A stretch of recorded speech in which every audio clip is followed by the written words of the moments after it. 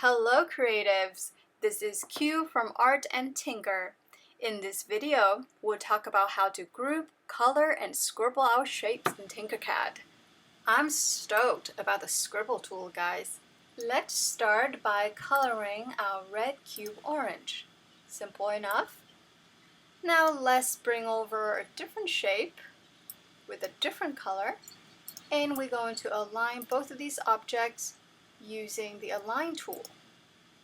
After we aligned our shapes, we can now group them together by selecting both of them and click on the grouping tool. Oh man, we lost our blue spheres. Okay, let's click on the multicolor button, and now the blue sphere is back. Hallelujah. Now let's ungroup our shapes and discuss a bit of the limitation in coloring within Tinkercad. As you can see, the colors are not available in gradient. They're all solid. There is an option to make our shape transparent. However, if we were to group a transparent with a solid shape, even if we were to use the multicolor button, Tinkercad will not allow us to have a transparent and a solid shape together. That is because Tinkercad is designed for modeling parts for 3D printing. So transparency is still very useful, and you can certainly use it to achieve gradient colors, but remember, that's not what it's for. Alright, let's move on to the scribble tool. Click and drag the scribble shape onto the work plane, and you will see a grid where you can draw any shape or lines you like using your mouse. I would recommend using this with a drawing tablet.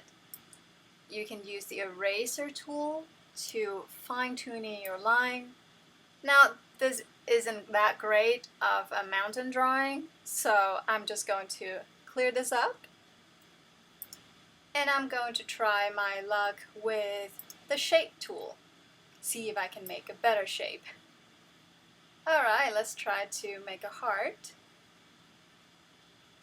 If you look to the top right, you can see that a 3D design of my shape is being generated in the preview panel. Now I'm going to make a negative shape inside my heart to make it a bit more interesting. I'm happy with that, so I'm going to click Done. Now I can rotate and resize my shape as usual. Because I used the scribble tool to create this shape, I can still resize it. However, if I want to make any changes to the shape, I need to go into Edit my scribble.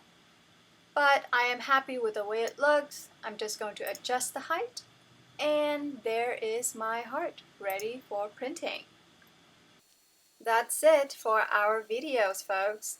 In the next video, we'll talk about how to import and export objects, as well as a lot of other resources and tips for you to get started in Tinkercad. If you liked this video and enjoy your lesson today, hit the like and subscribe button.